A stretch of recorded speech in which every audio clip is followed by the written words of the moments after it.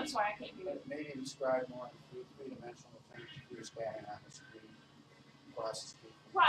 Are you all familiar at all with the Blue Line? Have you guys ridden the Blue Line at all? Okay, so what's the type of development I think that you really see, like across from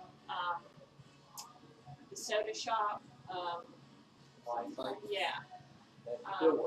Right. So there's a residential project that's on the other side of Tremont there that's similar to the type of deal I'm talking about. And then you've got like the Circle, I think, is another one. The Circle, Spectrum South End. Yeah, so you get probably 12 stories like you run a Tremont. You got a soda shop on one corner. Yeah, right. That's one probably story and then 12 stories on the next. Right. The maximum, I think the height is height maximum is about 120 feet, so you're not going to see much more than that. It's about 10 stories. There's right, and there's different ways that folks can get higher, but in order to do that, you have to step your building back, different things that you could do. So again, it depends a lot on your site, and again, that's why it's important to look at the site plan prior, rather than just pre-zoning and open season for folks. We found that it works a lot better if we can have a conditional plan to work things out. Kathy, is that also dictated now by urban streets and design guidelines that a plan must be looked at? Not really, but there's not a lot of by right zoning that goes on. There's some, but for projects that would have any sort of new streets or any sort of street, improvements, those usually are conditional, because that's the only way that you can really make sure that you're going to get those improvements and get them, as per the requirements. So most of those are. There's transit station area plans for all of the stations on the Blue Line, so the south, what you call the South Corridor. Now for the Blue Line extension, and that's not in here. Back in 2007, we did a University City area plan that was done by University City Partners, which is kind of akin to like Center City Partners. It oversees the municipal services district that now includes kind of both sides of 85. It includes the research park, and then it includes kind of what you consider the central business district for the university area. And there were 4 station area plans that were adopted as part of that overall area plan. The problem with doing it so early is the overall Blue Line project now has significantly changed. I mean, there's been a couple of stations eliminated. There's been, since that, even before the stations were eliminated, there was some consolidation of stations. So really only 2 of the stations, 2 of those 4 are the same. And a lot of folks are like, well, why aren't you guys doing station area planning now? You need to be doing it now. Well, the project is, up until this point, the Blue Line project has been pretty fluid, and I don't want to say it's a wasted effort, but it's time that now we're going to have to go back and amend those stationary plans, which is not only work for the city staff, but there was a lot of community involvement, and people spent a lot of their time developing those stationary plans that are now going to have to be changed. So it's a duplicative effort too. And also it's very confusing because now folks are picking up this adopted document that has station areas in it that aren't even current any longer, so it's confusing for the public, and it's even confusing for our staff. So that's kind of my little spiel on that. But there are adopted station area plans, and the University City Area Plan is on our website at charlotteplanning.org, as are all of these station area plans. So if you ever want to look at any of that, we've got pretty much everything digitized. But most of the station area plans for the South Corridor were done a little late. The line was already open. I think there were maybe the ones at South End were adopted prior to the line opening, but the rest of them were completed after the line opened, which is probably a little late.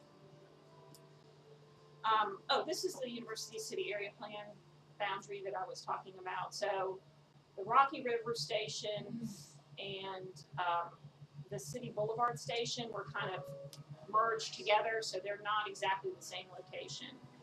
The Harris North Tryon Station is really called the McCullough Station now, and the University City Station is called J.W. Clay. And then the one, UNCC, is actually the terminus station for the project now. Another thing that's Just one other thing.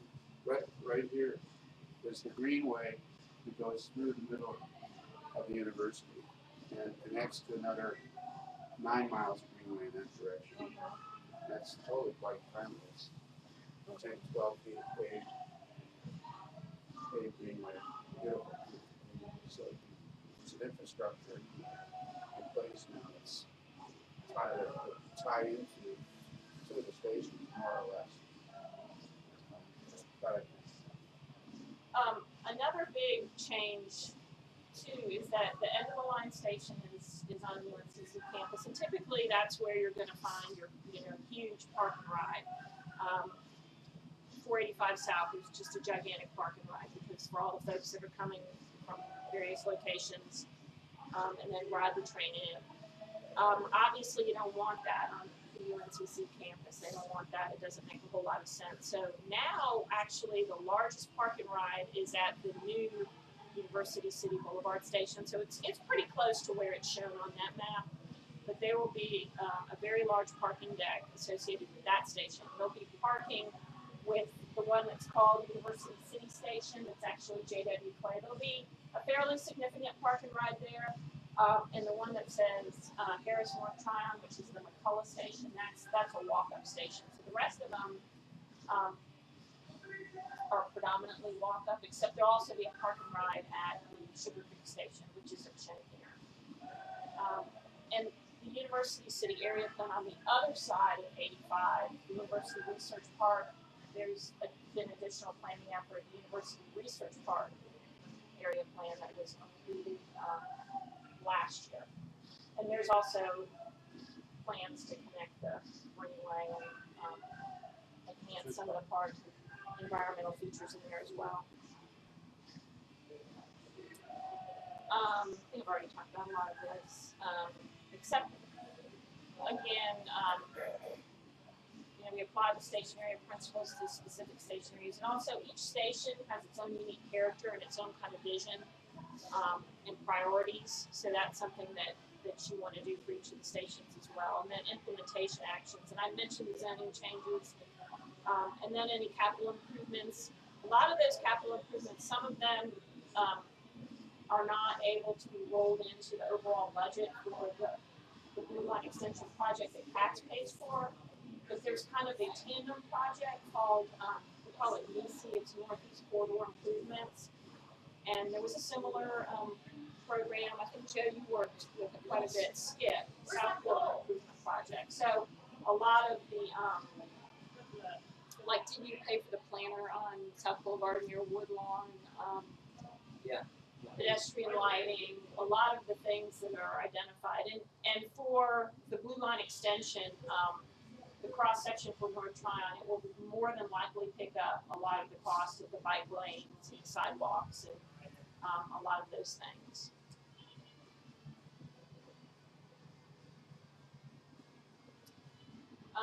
Let's see, lessons learned.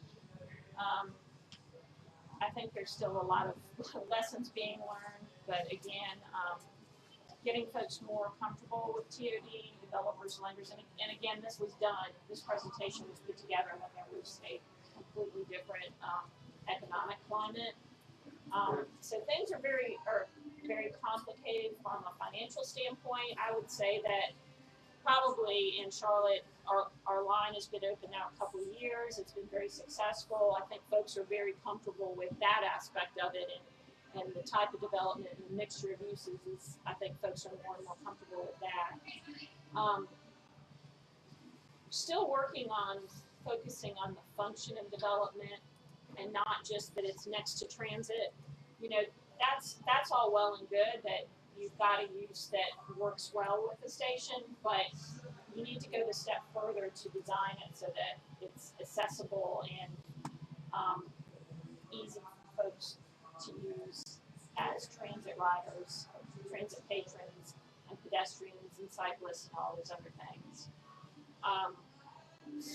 Let's see. Supportive market conditions. Well, again, this is a very challenging climate these days, and I think a lot of the development that we have seen, not a whole lot of it right now, has been around the station areas. It is more expensive once you start getting above a certain number of stories. Your construction methods are changing, and that's very expensive. The parking that you do provide, because I think one thing that we found too is we had to kind of step back a little bit on having kind of this no parking at the station areas for projects, because I think the community is just not quite ready for that yet. So oftentimes that's going to involve structured parking for the developer, and that's very, very expensive. And every community and every station within the community is unique, so it's not kind of a one-size-fits-all type of a game. The rest of this, I think, was Andy's. One thing I will say, too, in terms of when we will be doing station area planning, that likely will start, I would say, early summer. And we've kind of identified, I would think, the first station area plans that we would do. The first one we would probably do is 36th Street. And NODA has done a vision plan that is being used for the NODA community. And it actually goes all the way up almost to Sugar Creek, and it goes pretty far south of, what a lot of people consider to be NODA. So probably we'll do the 25th Street station, the 36th Street station, which is NODA, and then Sugar Creek. We'll do those first. Trying to kind of package them as much as we can, so that way, it's less time intensive for the community, and also it helps us to relate the different stations together. So I think we would do those first, and then we'll probably come back and do the amendments on the ones that are within the University City Area Plan that have changed. Go ahead and do those, and then probably come down and do